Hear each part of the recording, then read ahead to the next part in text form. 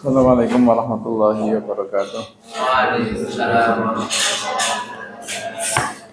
Bismillahirrahmanirrahim. Ta'ala bisyafaati Rasulillah syairillah lana wa lahum al-fatihah.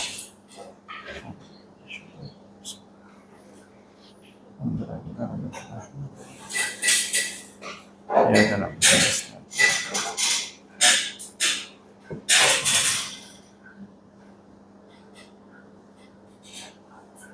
itu siapa yang kemarin pernah ngidupin MCB di dalam itu kan mati lampu. Ini karena Kang Fatah, ada Kang Fatah. Itu Kang suruh masukin ini MCB itu loh.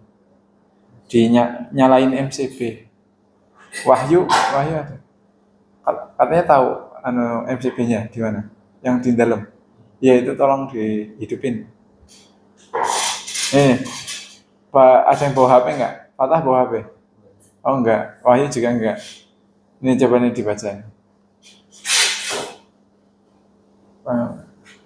Kan dalamnya mati itu. Nah itu untuk ngidupinnya pakai MCB. MCB-nya dihidupin. Paham? Itu yang dimaksud itu.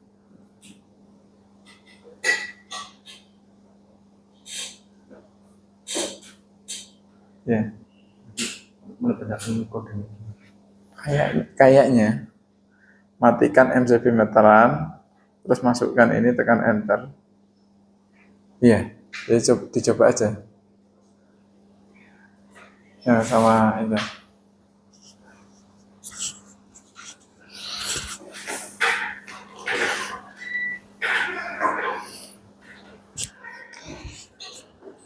Ya monggo dibaca bareng-bareng ayat terakhir sampai ayat 124 itu ya. Kita baca dua ayat 125 sama 126. Wa id ja'alnal baita. A'udzu billahi minasy syaithanir rajim. Bismillahirrahmanirrahim. Wa in ja'alnal baita mathabatan lin-nasi wa amna wattakhidhu min maqami Ibrahim musalla wa ahidna ila Ibrahim wa Ismail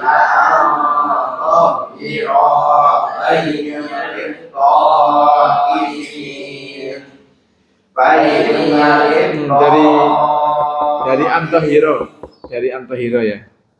Antohiro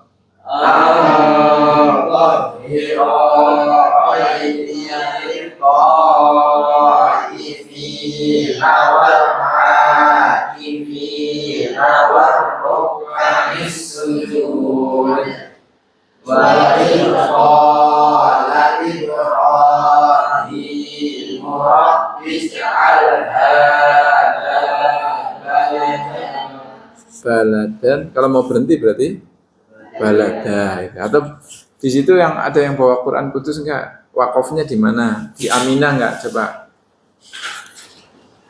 Soalnya kalau balada aja itu masih nanggung artinya itu ya. Jadikanlah tempat ini negara, berhenti itu ya. Harusnya negara yang aman ya. Tanda wakofnya di Aminah ya. Di Aminah ya, nanti berhentinya di Aminah ya. Ya, lain. Wa'id. Ayo bareng-bareng. Wa'id qala Ibrahim Rabbi ij'al hadha baladan aminah warzuq ahlahu minas samarati man amana minhum billahi wal yawmil akhir. Qala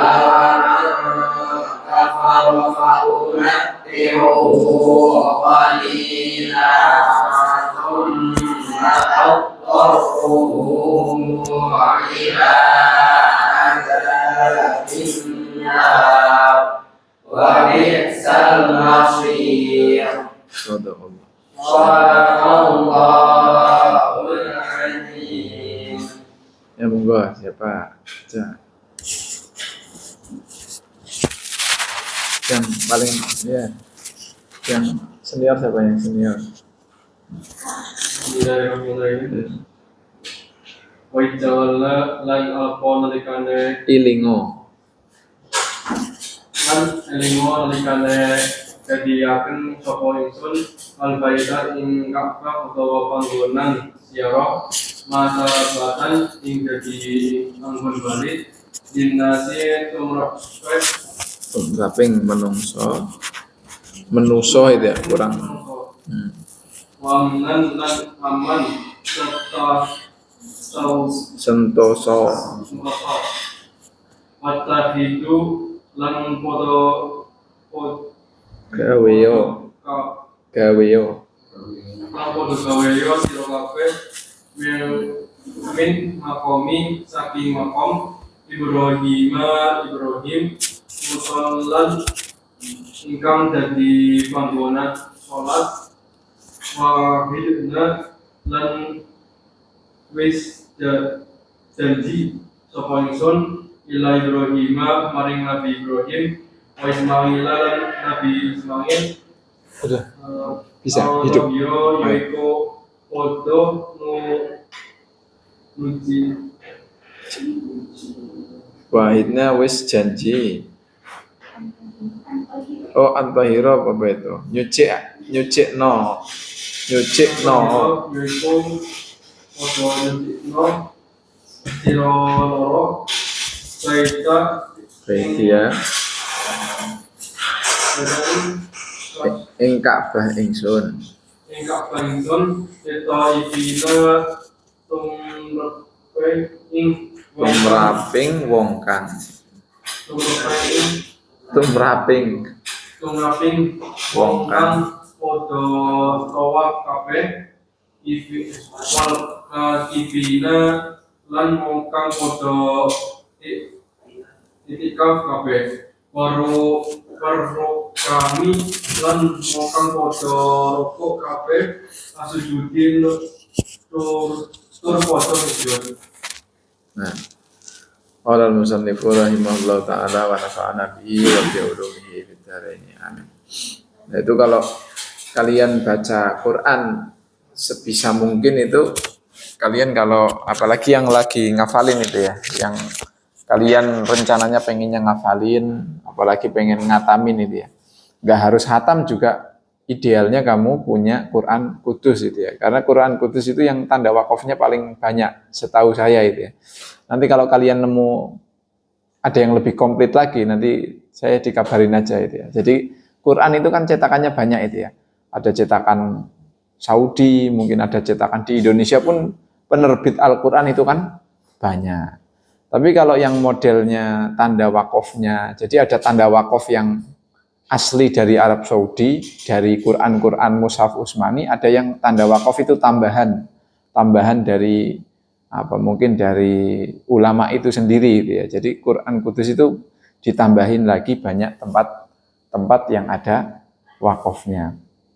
Jadi kalau kalian baca Quran yang cetakan bukan Kudus itu kadang banyak ayat-ayat yang kepanjangan itu ya. Jadi kangelen nek nggo wong Jawa itu kangelen, apalagi kita yang nafasnya pendek. Apalagi kita nggak tahu bahasa Arab, itu rawan kalau berhenti nanti tidak pas. Ya, misalnya tadi kayak contohnya wa idz qala Ibrahim rabbij'al hadza balada. Misalnya kamu berhenti di balada itu artinya jadikanlah maksudnya ini Mekah itu tempat yang atau hanya tempat yang gitu ya, baru tempat yang harusnya kan tempat yang aman gitu ya. Jadi menanggung gitu ya. Masa ya Allah berikanlah saya jodoh yang, itu kamu berhenti udah, orang dilanjut dongane itu ya. Jadi jodoh yang atau rezeki yang, udah berhenti itu ya. Harusnya kan ada lanjutannya, yang apa itu. Kalau di sini ya yang aman. Nah kalau di Quran Kudus kan ada tadi tandanya ya. Cuma kadang kalau di Quran yang bukan Kudus bisa jadi bablas, wakofnya itu bukan di situ tapi di tempat lain. Itu kalau kita nggak tahu bahasa Arab kadang rawan seperti itu. Atau mungkin kayak tadi kamu berhentinya di baiti, terus kamu lanjutinya di baiti yalit ta'ifin, itu artinya kan kurang genep ya. Kalau mau lanjut dari antahiro baitiya itu. Sampai-sampai kan ada karangan tersendiri ya, karangan kitab itu namanya waqaf wal ibtida. Waqaf itu berhenti, ibtida itu memulai. Gimana kita itu memulai bacaan Quran kalau itu tidak ada tanda wakofnya, itu sampai ada pembahasan tersendiri dalam ilmu tajwid. Tapi kalau kalian nggak mau repot-repot, daripada leren kudu sinau kitabe, wis tuku wae sing ono tanda-tandane yang sudah banyak ditandai. Nah, kita masih melanjutkan pembahasan tentang Nabi Ibrahim ini ya, karena nanti kurang lebih berapa? 17 ayat ya. 17 ayat di bagian setelah Bani Israel itu ya. Setelah kisah-kisah tentang Bani Israel itu nanti 17 ayat itu akan membahas tentang Nabi Ibrahim. Karena nanti di juz 2 itu ya. Ini kan juz 1 habis. Juz 2 itu kan nanti mau membahas perintah yang penting gitu ya. Perintah tentang perpindahan kiblat. Nah, sebelum perintah ini diturunkan, itu umat Islam atau orang Yahudi Madinah itu dikenalkan dulu bahwasanya orang yang paling layak disebut terkait kiblat itu ya yang namanya Nabi Ibrahim. Ya, soalnya Nabi Ibrahim kan tokoh yang oleh semua agama itu dinut itu ya, diakui atau ditokohkan. Orang Yahudi ya menokohkan Nabi Ibrahim gitu ya. Orang Nasrani yang menokohkan Nabi Ibrahim, orang kafir Mekah yang menokohkan Nabi Ibrahim. Karena orang kafir Mekah, senajan mereka kafir, tapi mereka ngakunya, aku ini keturunannya Nabi Ibrahim. Ya nyatanya orang yang pertama kali menghidupkan kota Mekah itu kan Nabi Ibrahim itu ya. Karena ada air muncul ketika Siti Hajar sama Nabi Ismail tinggal di situ, maka akhirnya kota itu jadi rame. Ya, ibaratnya kalau di tempat yang tandus itu kan di mana ada air, maka di situ nanti muncul peradaban itu ya. Akhirnya muncul desa. Terus orang mung desa tok akhirnya tambah gede, jadi mungkin cara di sini ya kecamatan.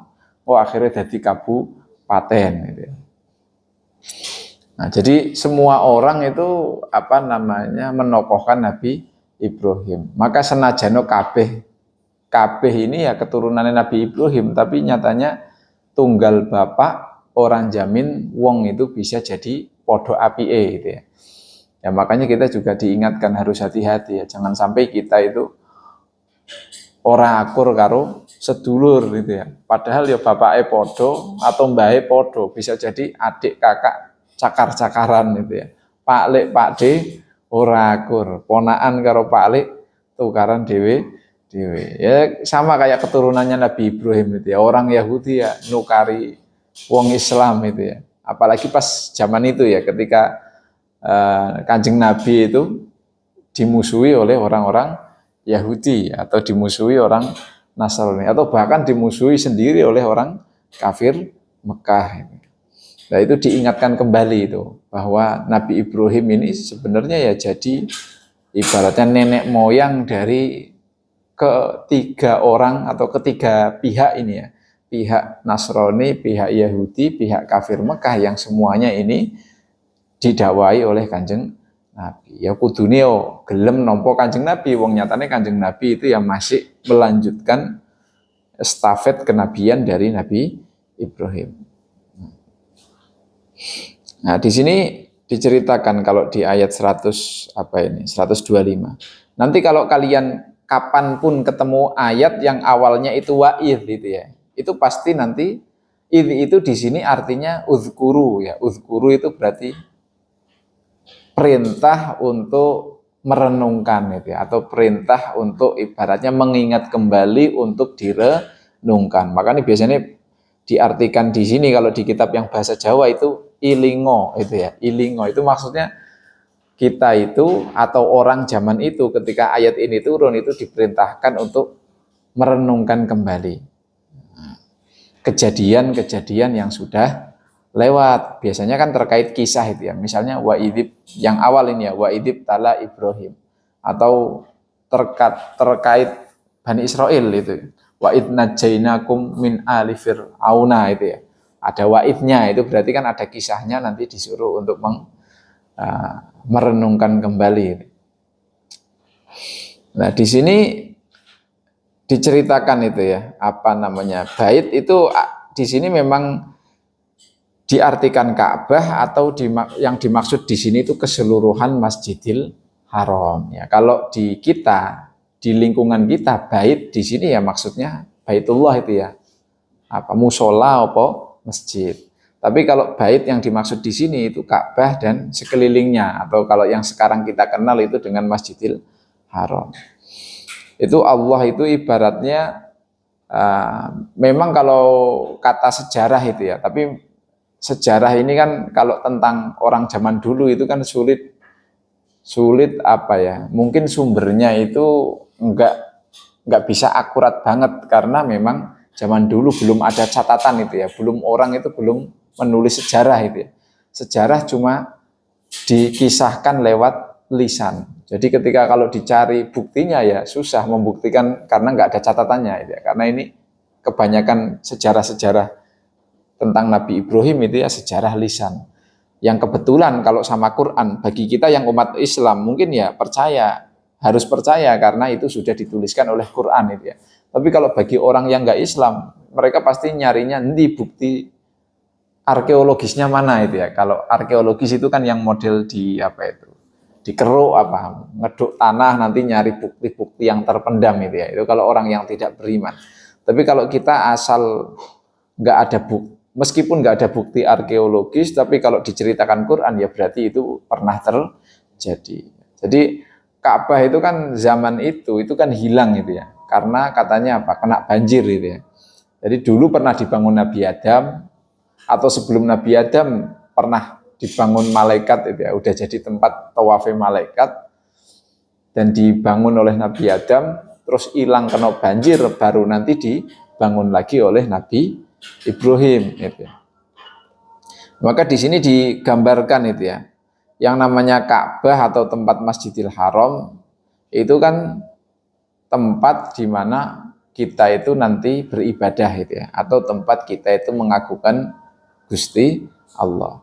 Di sini itu digambarkan yang namanya tempat ibadah itu digambarkan yang pertama sebagai al-bait. Al-bait itu kan biasanya diartikan rumah itu ya. Rumah itu kan secara umum itu kan tempat kita beristirahat gitu ya, atau tempat kita mencari ketenangan.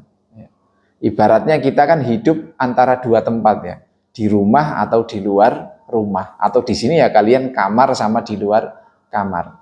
Coba aktivitas kalian yang di luar kamar, pasti kalau sudah dari kampus, dari manapun kamu beraktivitas, pasti ujung-ujungnya pulang ke kamar itu ya, atau pulang ke rumah. Kalau sudah di rumah dan di kamar itu kan nggo istirahat. Nek wis istirahat awake seger maning, esuk bisa aktivitas lagi. Orang mungkin kalian turune nang kampus itu ya.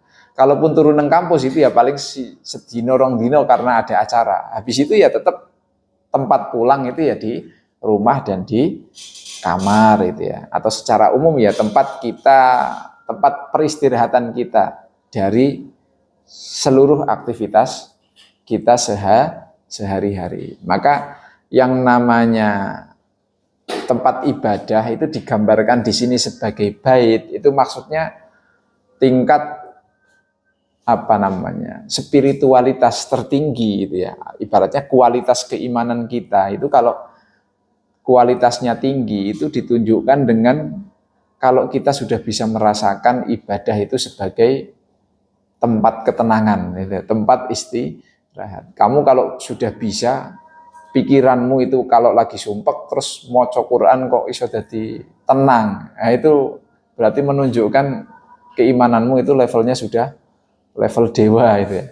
Tapi kalau kamu sumpek kalau kapan kamu sumpek tugas, sumpek pekerjaan, kamu kok pengennya healingnya ke laut itu ya, healingnya ke Ritamol itu ya bagus, tapi itu belum menunjukkan kualitas tingkat dewa itu ya.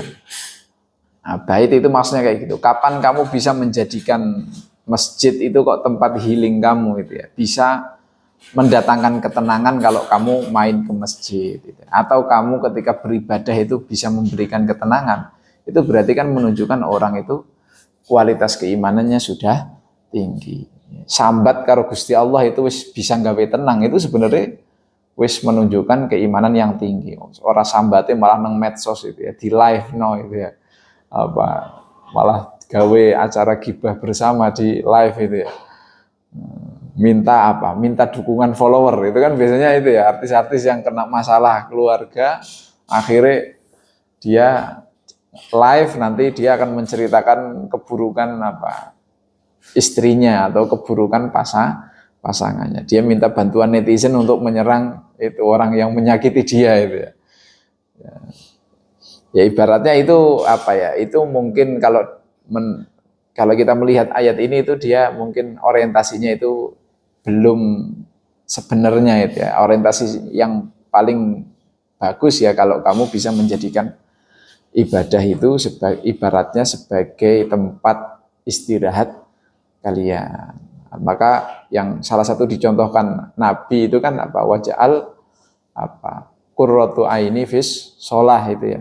Ibaratnya sholat itu Nabi minta sholat itu dijadikan sebagai qurrata ayunnya itu ya. Atau ya sebagai ibaratnya tempat di mana kita itu bisa memperoleh ketenangan. Yang kedua, apa yang digambarkan tentang ini ya, bait itu ya, tentang Ka'bah atau tentang Masjidil Haram. Di sini masabah. Masabah itu panggonan Bali ya. Sebenarnya panggonan Bali di sini itu maksudnya tempat berkumpul gitu ya. Tempat berkumpul yang orang itu nanti pengen kembali berulang kali ke situ. Ya mungkin kalau kalian belum pernah main ke Masjidil Haram mungkin urung iso ngerasake itu ya.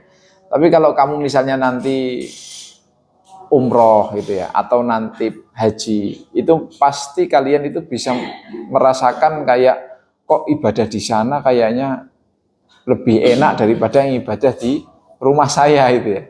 Itu biasanya ceritanya wong umroh kan kayak gitu, atau ceritanya wong haji mesti kayak gitu. Pengennya ngesuk bisa haji maning atau pengennya bisa umroh maning. Maka biasanya wong sing wis pernah sekali umroh itu akhirnya bolak-balik umroh maning. Senajan umroh itu tidak murah atau haji itu enggak murah. Itu kalau yang maksudnya kalau di sini diartikan panggonan Bali itu ya. Panggonan Bali itu maksudnya orang itu pengen kembali lagi ke situ. Tapi masabah di sini ada makna lain itu ya. Masabah itu kan arti lainnya adalah diberi pahala itu ya. Diberi ganjaran. Maksudnya itu yang namanya Masjidil Haram itu kan tempat di mana orang kalau beribadah itu pahalanya berkali lipat itu ya. Kalau melakukan kesunahan atau melakukan ibadah apapun di sana, itu pahalanya bisa dikali lipatkan sampai 100.000 gitu ya. Tapi ya jangan sampai kalian nanti pikirannya konyol itu ya. Pikiran konyol itu kayak gini, wah saya sekarang sholatnya bolong-bolong ora apa-apa, besok pas aku umroh sekali sholat nang kono kan ganjarannya 100.000. Berarti iso ganti bolong-bolongnya sholatku nang omah itu ya. Itu kan nggak bisa itu ya. Kalau yang kayak gitu nggak bisa itu ya. Ibaratnya sholat 5 waktu itu ibaratnya kayak makanan pokok. Sedangkan sholat di Masjidil Haram pahalanya itu ibaratnya kayak vitamin gitu. Mosok kamu ngemplok vitamin menggantikan makanan pokok, kan nggak mungkin gitu ya. Sebanyak apapun dia makan vitamin, kalau dia nggak makan makanan pokok, ya sama aja dia nggak akan sehat itu ya. Orang kan harus imbang itu ya. Mungkin dia makan makanan pokok cuma 3 kali sehari, tapi vitaminnya bisa lebih dari 3 macam itu ya. Kalau orang-orang yang sudah sepuh itu kan kadang vitaminnya lebih banyak daripada makanan yang dia makan itu ya. Karena ada obat-obatan apa, darah tinggi, ada obat-obatan asam urat, ada apa lagi itu ya, banyak yang diminum itu ya. Atau orang-orang tertentu yang mungkin punya penyakit tertentu kayak autoimun, Itu kan bisa jadi vitamin-vitamin atau obatnya itu banyak. Tapi ya tetap itu nggak akan efektif kalau dia sendiri tidak makan makanan pokok yang jadi makanan pokok sehari kita biasanya makan 3 kali itu. Nah itu masabah itu maksudnya orang memperoleh pahala besar kalau beribadah di situ. Ya nyatanya kita kalau beribadah ke sana kan kudu modal ya. Paling orang ngetoknya 30 juta atau 20 juta itu ya. Nggak gratis itu ya. Beda kalau kita beribadah ke masjid, gari mangkat tok. Orang kudu sanggup duit. Terus ada lagi gambaran keistimewaan Masjidil Haram. Selain tadi ya, masabah itu ya.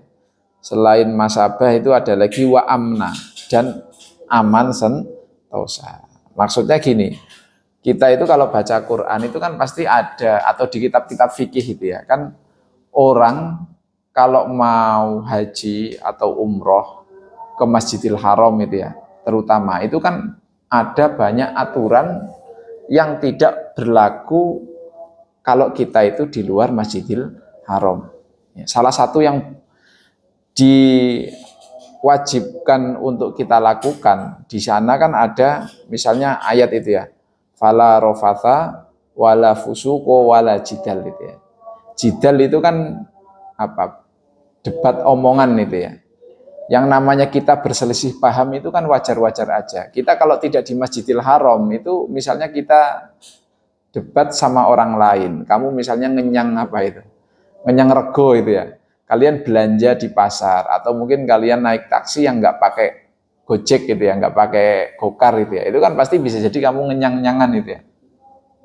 Atau bisa jadi kamu debat apa? Punya perbedaan pendapat sama suami atau sama istri, nanti kamu akhirnya mempertahankan pendapatmu sendiri dan tidak menerima pendapat pasangan kamu. Itu kalau di luar Masjidil Haram itu boleh-boleh saja. Tapi kalau di Masjidil Haram itu nggak boleh. Atau pas kamu lagi melakukan umroh atau melakukan haji itu malah justru wala jidal. Apapun perdebatan kalau bisa jangan dilakukan. Malah bisa jadi faktor apa? Yang kamu itu kena hukuman karena kamu melanggar aturan jangan berdebat gitu. Makanya akhirnya salah satu larangan ini dimanfaatkan oleh tukang taksi di sana. Itu tukang taksi di Mekah itu kalau narik rego itu dilarang gitu ya. Dilarang seket apa maksudnya jarak yang dekat itu kamu tiba-tiba ditawarkan harganya itu harganya yang mahal itu ya. Mung 5 kilo bayare bisa ngasih 200.000 gitu ya. Mung 5 kilo tok caranya. Atau fala rofatha itu ya. Rofas itu ibaratnya kan kayak kamu godain kalau sudah apa ya, orang kalau sudah bersuami istri itu kan wajar godain istrinya atau godain suaminya.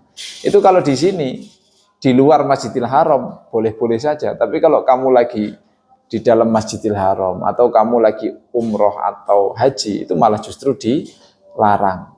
Ibaratnya gombalin istri, gombalin suami malah diharamke gitu ya. Padahal kalau di luar Masjidil Haram itu malah sunnah itu ya, oleh ganjaran itu.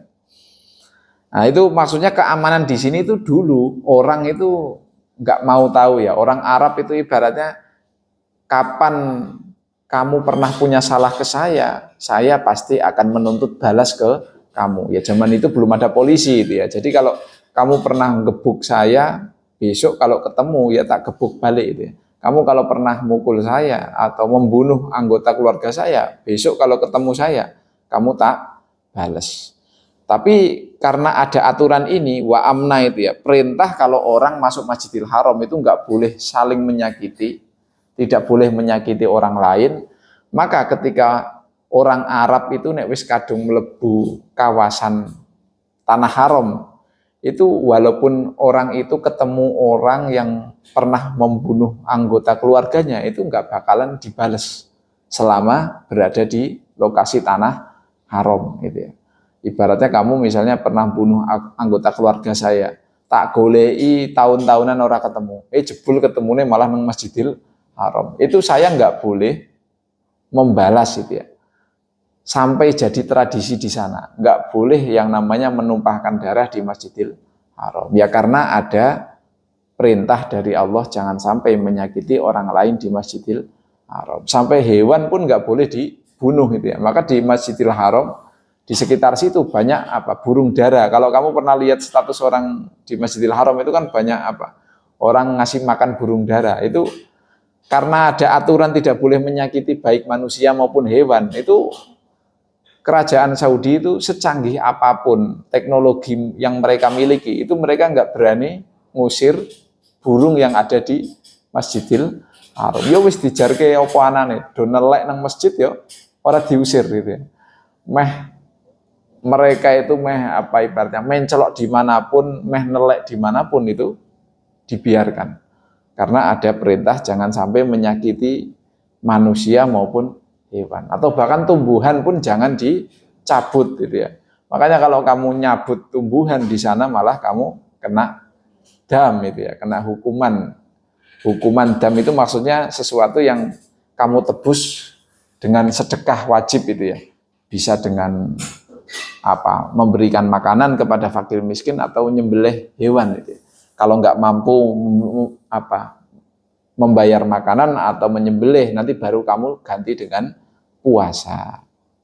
Yaitu amna itu maksudnya keamanan dalam arti sampai kapanpun di situ di Masjidil Haram itu diperintahkan kita itu tidak boleh melukai, menyakiti siapapun, baik manusia, hewan, maupun tumbuhan. Akhirnya kan di sana jadi kondusif itu ya, orang ibadah itu jadi tenang. Karena ada keamanan, maka hidup jadi tenang. Apalagi mencuri itu ya. Meskipun sampai sekarang itu masih ada orang nyuri di Masjidil Haram itu ya. Padahal wis jelas-jelas dilarang itu ya. Salah satu bentuk menyakiti orang lain itu kan lewat pencurian gitu. Tapi nyatanya kalau orang haji itu pasti ada cerita jadi kehilangan dompet gitu ya. Nah, tiba apa dicuri, tapi kadang ono cerita sing jerene memang dicolong gitu ya, dicolong wong. Nah, maka Nabi Ibrahim ini perintah ini ya, wattakhidu mim maqami Ibrahim musholla. Ini perintah kepada kita umat Islam itu ya, untuk menjadikan menjadikan Masjidil Haram itu sebagai tempat sholat. Atau di sini makom Ibrahim itu ada yang mengartikan makom Ibrahim itu tempat berdirinya Nabi Ibrahim. Kan ada kalau kamu cari di Google nanti kan kalau makom Ibrahim itu memang ada bekas telapak kaki Nabi Ibrahim di batu yang ada bekas kakinya. Itu dijadikan kita maksudnya sholat di belakang makom Ibrahim itu ya. Kalau habis tawaf kan ada kesunahan sholat. Ada lagi yang mengartikan ini maksudnya ya yang namanya jejak kaki Nabi Ibrahim itu ya seluruh Masjidil Haram ya pernah ada jejak kakinya karena beliau memang yang bangun Ka'bah, otomatis jejak kakinya ya di sekeliling Masjidil Haram. Nah, terus Nabi Ibrahim juga ibaratnya di sini perintah ya, diperintahkan kepada Nabi Ibrahim karena Nabi Ibrahim itu diperintahkan untuk menjadikan Masjidil Haram itu tempat sholat, otomatis tempat sholat kan butuh sarana itu ya, atau butuh dipersiapkan untuk menjadi tempat ibadah. Maka Nabi Ibrahim diperintahkan untuk antohiro, nyucikno siro loro. Ya karena di sini yang diperintah Nabi Ibrahim dan Nabi Ismail itu ya. Nah, karena tempat ibadah itu butuh kesucian, maka Nabi Ibrahim diperintahkan untuk menjaga kesuciannya kesucian tempat ibadah tersebut. Ya sebenarnya nggak hanya Masjidil Haram aja, kita pun di sini dimanapun kita berada, kalau kita mau sholat itu kan pasti harus memastikan itu ya tempat yang kita gunakan untuk ibadah itu suci terlebih dahulu, atau pakaian dan badan kita itu suci terlebih dahulu karena kesucian jadi syarat ibadah. Nah, disucikan untuk siapa? Lit-Taifin. Nah, umumnya orang datang ke Mekah, datang ke Masjidil Haram itu memang untuk sholat, tapi lebih utama lagi tujuan mereka kan untuk tawaf itu ya. Mungkin kita kalau sholat itu kan bisa di mana aja. Tapi kalau kalian mau tawaf itu hanya bisa dilakukan di Masjidil Haram. Ora iso kamu tawafnya nang Ciwarak gitu ya. Di Ciwarak kamu tawaf ngelilingi apa misalnya, ngelilingi pondok atau mungkin kamu tawafnya nang Ritamol gitu ya, enggak boleh itu. Sing jenenge tawaf onone ya nang Masjidil Haram. Maka di sini disebut terlebih dahulu. Meskipun sholat sama tawaf itu lebih utama sholat bagi kita itu ya. Bagi umat Islam kan dimanapun kita berada tetap wajib sholat itu ya. Tapi kalau tawaf kan baru wajib itu kalau kita di Masjidil Haram. Baru bisa dilakukan di Masjidil Haram. Maka yang disebut di sini tawaf dulu karena memang tujuan utama orang kalau ke sana itu pasti umumnya untuk tawaf. Wal akifin lan wong kang padha iktikaf kabeh ya, biasanya tempat ibadah itu pasti ada orang iktikaf. Iktikaf bisa jadi itu untuk berzikir atau bisa jadi untuk mencari ilmu ya. Karena dulu itu tempat ngaji, tempat mulang itu memang satu tempat dengan tempat ibadah ya. Makanya masjid-masjid itu biasanya ada halaqah ngajinya itu ya. Tidak hanya tempat sholat tapi juga ada halaqah ngajinya, ada kelas-kelasnya itu ya. Nah, yang terakhir baru disebut di sini waruka'is sujud itu orang-orang sing podo sholat. Ya. Maka kalau biasanya kan kalau kalian nanti umroh atau haji itu kan pasti disarankan sama para ulama itu kalian mau apa? Untuk menjaga kesehatan badan itu jangan ngoyo sholat di Masjidil Haram itu ya. Sholat neng hotel wae itu ya. Soalnya tenaganya engkau disimpan go apa itu? Go aktivitas utamanya saja. Aktivitas utama itu apa? Ya tawaf umroh atau tawaf yang nanti tawaf haji. Karena bisa jadi orang itu sampai sana, sampai Mekah itu kepenginnya sholatnya nang Masjidil Haram terus. Padahal untuk bisa sampai Masjidil Haram itu kan paling dekat hotel itu paling ora ya untuk sholat di dalam itu paling orang melaku ya setengah sampai sekilo itu ya. Itu kalau hotelnya pasti mahal banget kalau dekat dengan Masjidil Haram. Umumnya hotelnya orang Indonesia itu kan kalau kalian umrohnya 25 juta itu bisa jadi ya hotelnya jauh gitu ya. Apa mending sing umroh 19 juta itu ya. Kan kadang kalau kamu lihat ya ada paket umroh 19 juta. Wis mesti adwepol hotelnya itu bisa jadi ngebis sejam itu ya. Wis ngebisnya sejam, saya kudu melaku paling ora melakune 2 kilo gitu ya. Yo sikile gempor disit itu ya. Kalau kamu meh ngejar sholat 5 waktu nang masjid terus, ya kok bali meriang gitu ya. Sikile loro awake remuk kabeh. Ya maka sholat itu malah justru di sini disebut terakhir karena kalau menurut beberapa penafsiran itu ibaratnya kalian disarankan di sana itu nanti prioritas utama di sana itu memang tenaganya disimpan untuk tawaf, umroh dan haji. Ya selebihnya itu boleh saja berusaha untuk sholat di Masjidil Haram tapi ojo terus-terusan mbok awake engko malah loro awake meriang ya, karena memang butuh fisik yang prima itu ya. Kudu sikile kuat, awake yo kuat. Apalagi kalau jamaah Indonesia, kita kan sekarang haji itu antriannya wis piro? 20 tahun itu ya. Kalian kalau daftar besok mungkin kamu kalau sudah punya gaji bisa jadi umurmu sudah 25 atau 30. Nembe daftar umur 30 ya engko kajine bisa jadi umur swidak itu ya. Umur swidak kon mlaku 3 kilo bolak-balik ya wis gempor sikile wis beda maning. Nah, selanjutnya ayat 126 ini doanya Nabi Ibrahim itu ya. Ini kan doa kedua ya. Doa yang pertama kan ada itu ya. Inni qala wa min dzurriyyati. Ketika Nabi Ibrahim diangkat oleh Allah jadi nabi, itu Nabi Ibrahim juga berdoa agar anak turunnya juga dijadikan nabi. Tapi doanya dikabulkan apa enggak itu? Dikabulkan tapi dengan syarat itu ya. qala la yanalu ahdidz zalimin. Yo ana sing dadi nabi tapi ora kabeh, nyatane ora kabeh anakmu bener gitu ya. Besok anak-anak turunmu itu ana sing ora bener. Sing ora bener ini ya sing ora dadi gitu ya. Sing bener ana sing dadi nabi. Ini juga sama, nanti doanya Nabi Ibrahim pun begitu ya, jawaban Allah. Nah, ketika doa pertama itu kan Nabi Ibrahim dikasih tahu ya, sing iso dadi imam, sing dadi pemimpin, sing dadi nabi itu kan wong-wong sing bener-bener gitu ya. La yanalu ahdidz zalimin, sing padha zalim ora dadi. Maka wajar ketika doa berikutnya Nabi Ibrahim itu minta hanya untuk orang yang beriman. Maka di sini kan ada ya, warzuk ahlahu. Ini kan Nabi Ibrahim yang pertama minta ij'al hadza baladan amina. Jadikan tempat ini, tempat Masjidil Haram atau tanah haram itu ya, itu kan menjadi tempat yang aman. Memang dulu ketika Nabi Ibrahim datang ke situ, itu tempat situ mungkin masih masih kayak hutan belantara. Nah, cuma kalau di sana kan gurun kosong gitu ya.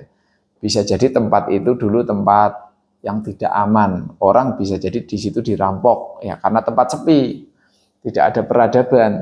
Maka wajar Nabi Ibrahim minta agar tempat ini dijadikan tempat yang aman. Ya, kalau sekarang ya stabilitas keamanan itu ya. Yang diminta itu stabilitas keamanan dan ekonomi ya, karena orang kalau terjadi perang mesti ngibadahi ora nyaman. Ya ora usah ado-ado, kamu ngibadah tapi umahe kenang bledek gitu ya. Listriknya mati.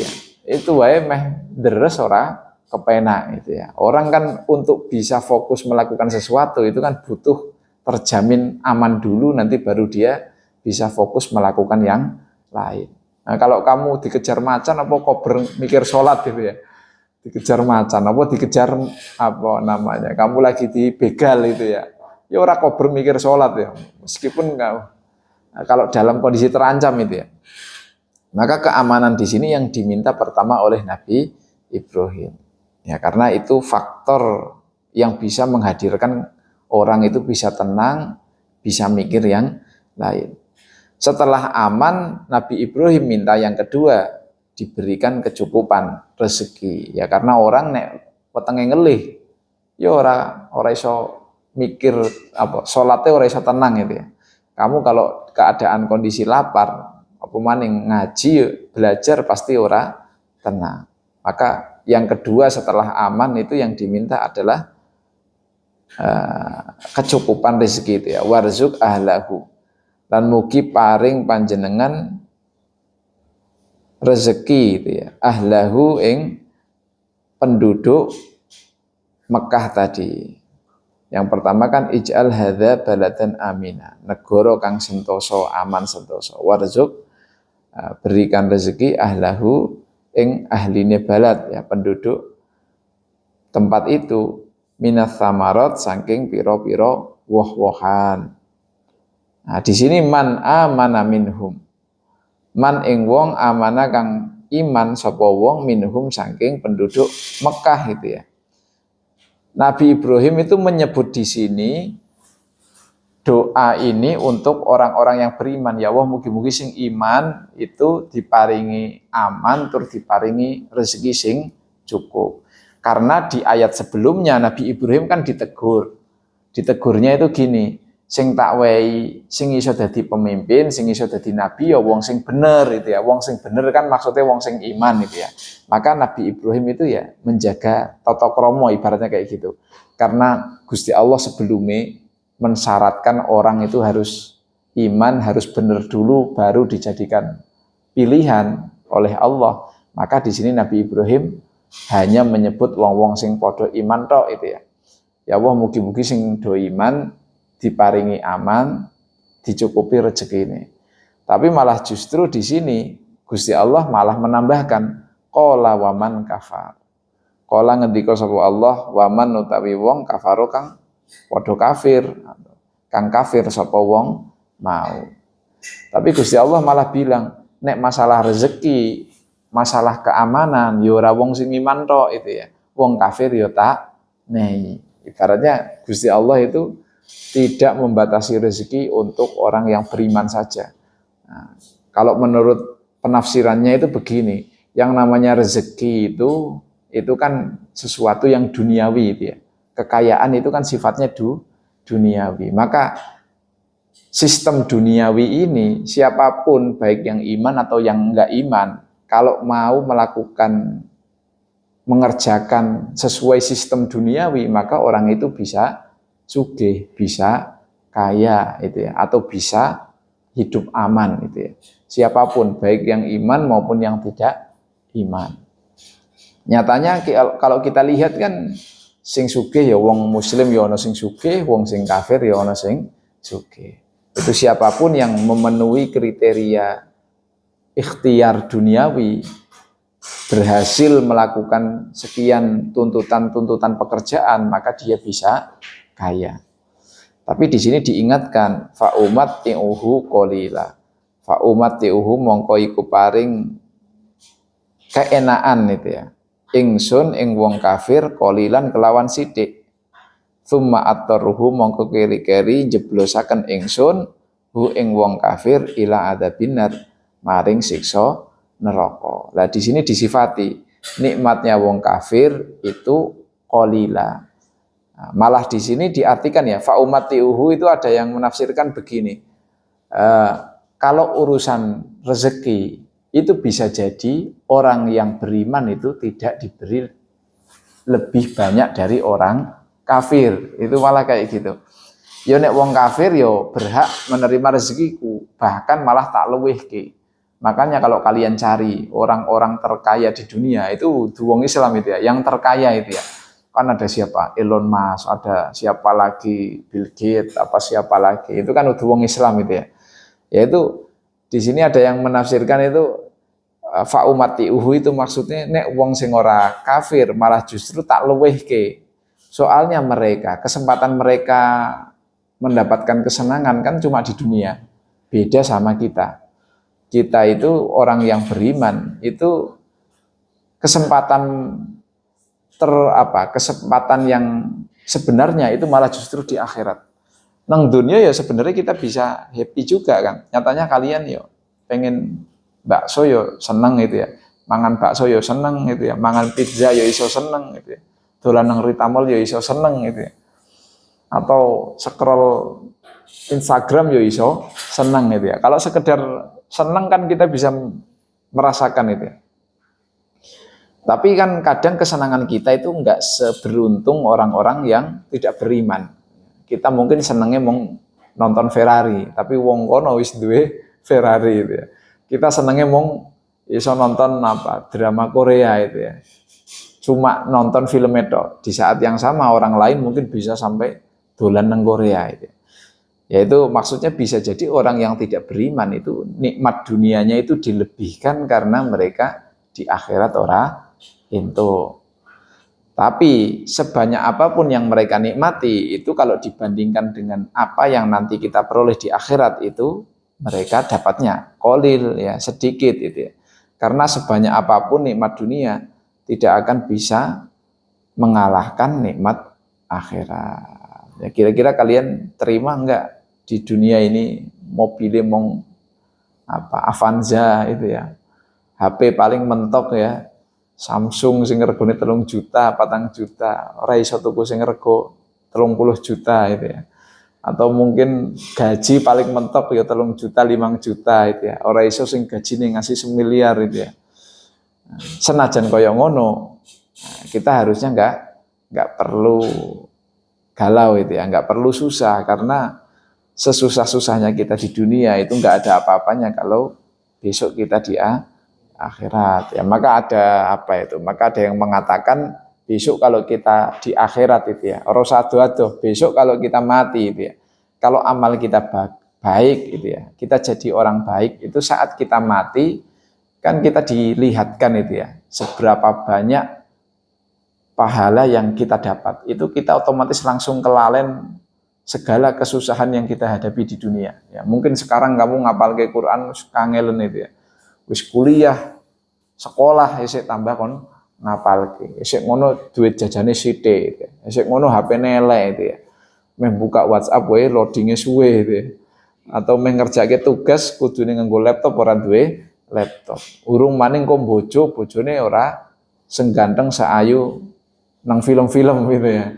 Atau mungkin kok kerjamu yo ora gajine ora gede.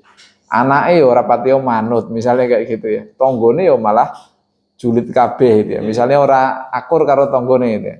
Atau mungkin dilalah kamu dulur-dulurmu ya ora akur, akhirnya bolak-balik tukaran karo dulur ya. Senajan kamu mungkin hidup kita itu akeh pahite gitu ya, tapi ketika kita orang baik gitu ya, besok ketika kita mati itu otomatis langsung lupa segala pengalaman buruk yang sudah kita alami karena melihat betapa banyaknya pahala yang kita dapat. Nah, cuma yang kayak gitu jangan dipraktekkan dulu, nanti kamu cepat mati gitu ya.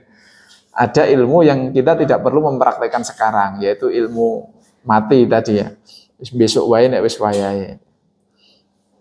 Sing penting sekarang yakin aja kita itu tidak sia-sia ya. Tsumma at-tarruhu lah. Sebaliknya nanti kalau di akhirat it-tarro itu kan dijebloske. Maksudnya itu mereka akan dipaksa menerima itu. Ini maksudnya gini, kita itu di dunia, semua orang itu diberi kebebasan untuk memilih taat atau tidak taat. Kamu bisa praktekkan sendiri. Misalnya kamu nanti, ini kan kita kan sudah wajib sholat isya, karena sudah masuk adzan isya gitu ya. Kalian bisa milih sholat atau ora sholat itu ya. Kamu tinggalkan pun kamu bisa. Itu namanya kamu diberikan kebebasan memilih. Nyatanya di dunia ini banyak orang baik, dan ada orang buruk gitu ya. Orang yang baik berarti kan dia aslinya itu memilih melakukan yang baik, meninggalkan yang buruk. Kalau orang misalnya masuk berita karena korupsi, itu kan dia awalnya sebelum melakukan korupsi pasti dia akan berhadapan dengan dua pilihan. Aku iki ono duit gede, nek ora tak korupsi aku ora oleh duit gede, gitu ya. Nek aku korupsi ya aku salah tapi oleh duit akeh gitu ya. Nah, kebetulan dia memilih korupsi itu ya. Itu nyata hal itu kan bisa kita lihat kalau Allah sebenarnya memberikan pilihan itu. Ya. Makanya setiap waktu, setiap hari, setiap jam itu sebenarnya kita selalu punya dua pilihan antara baik dan buruk. Meh ngaji apa meh ora ngaji gitu ya. Meh kuliah apa meh ora kuliah. Meh dikerjake tugasnya apa ora dikerjakan. Itu pasti kita selalu menghadapi dua pilihan itu antara yang baik dan buruk. Dan kita bisa memilih gitu ya. Beda dengan kaya dan miskin itu bukan tentang keimanan itu ya. Tadi kalau kaya dan miskin atau bakso apa sego goreng itu bukan terkait keimanan. Tapi nek keimanan itu terkait baik apa buruk gitu ya. Nek kalau sego goreng karo bakso kan kamu gak bisa milih wong nek duitnya isone semene yo tukune mung isone tuku bakso mungkin ya. Kalau kamu keluar pengen tuku lawuh kok duitmu 5.000 yo palingnya orang mungkin iso tuku Pizza Hut itu ya. Apalagi tuku ayam goreng nang Rita Mall, duitnya mung 5.000 paling ya tukune apa batagor itu ya. Nah, kalau uang itu bukan terkait kebebasan memilih itu ya, atau makan itu tidak terkait kebebasan ini. Kalau kebebasan memilih dalam hal ini itu dalam memilih kebaikan dan keburukan. Orang di dunia itu diberikan kebebasan memilih antara baik dan buruk. Tapi ketika besok di akhirat itu kita akan dipaksa hanya ikut pilihannya Gusti Allah gitu ya. Nggak ada pilihan lain. Maka orang yang kalau amalnya jelek, maka besok akan pilihannya hanya masuk neraka itu. Nek amale apik pilihannya hanya masuk surga. Ya paling wong nek amale ono apike ono eleke kan nanti dibersihkan dulu itu.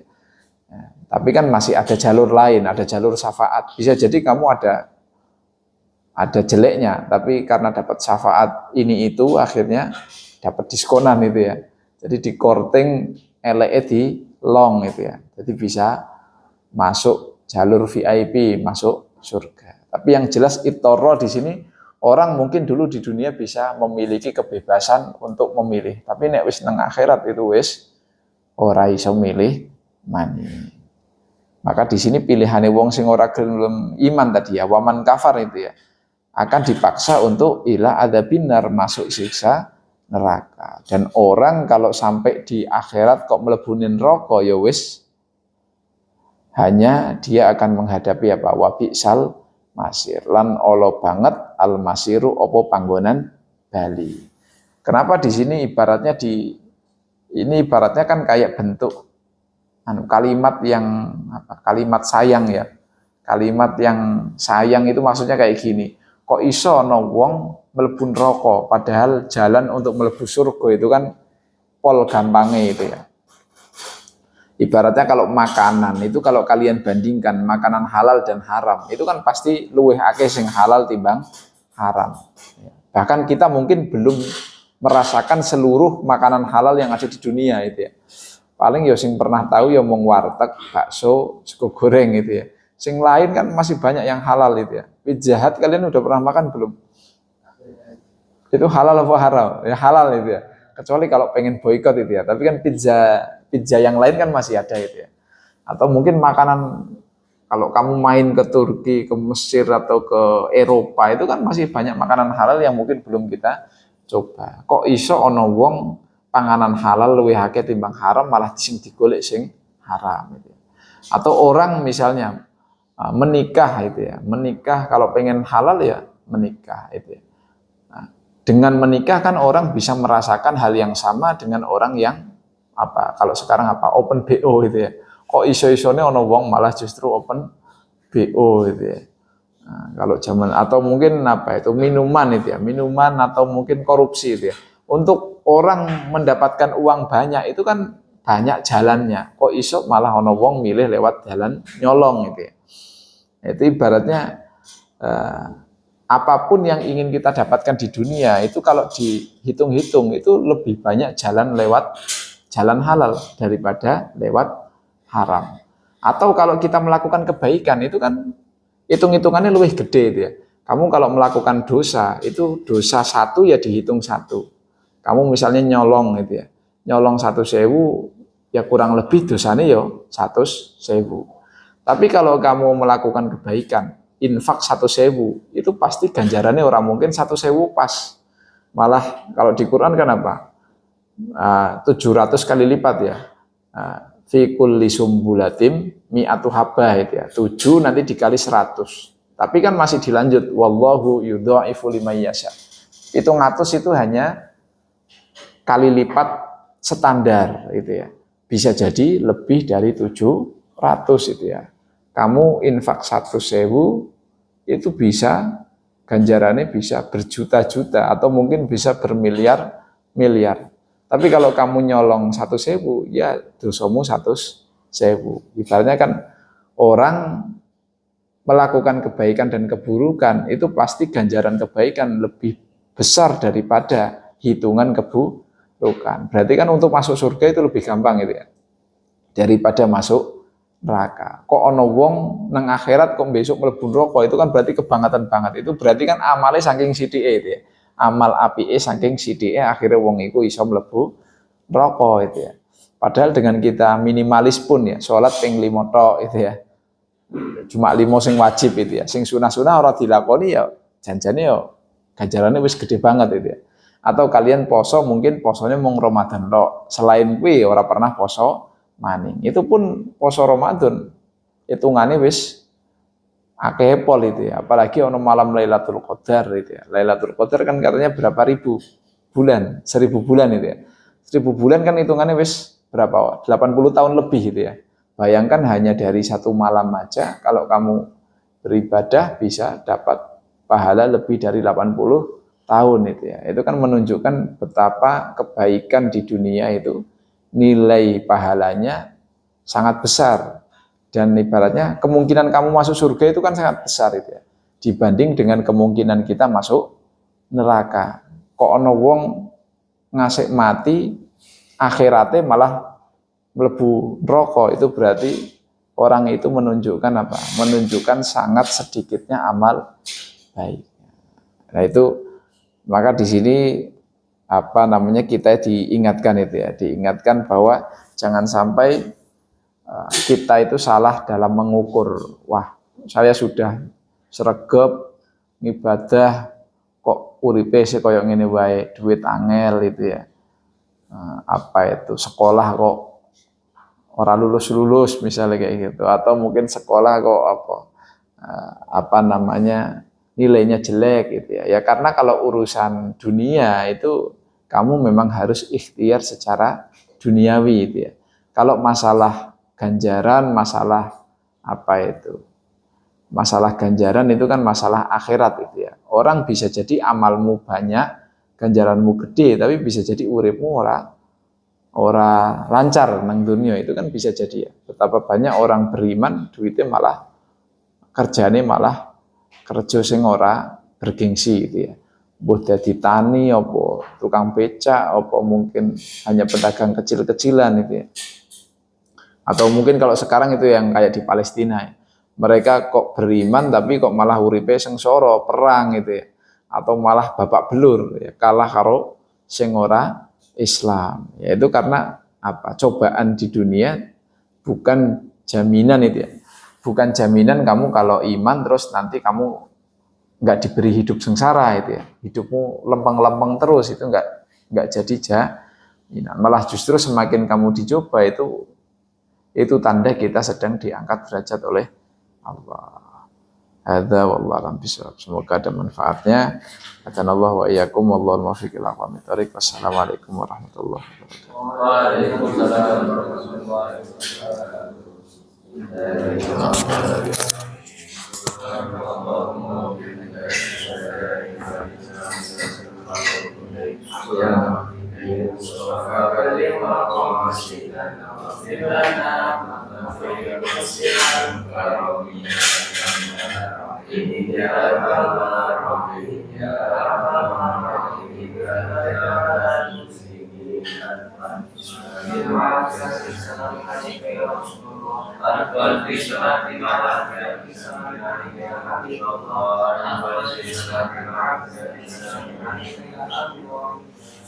Assalamualaikum warahmatullahi wabarakatuh. Waalaikumsalam. Terima kasih semuanya.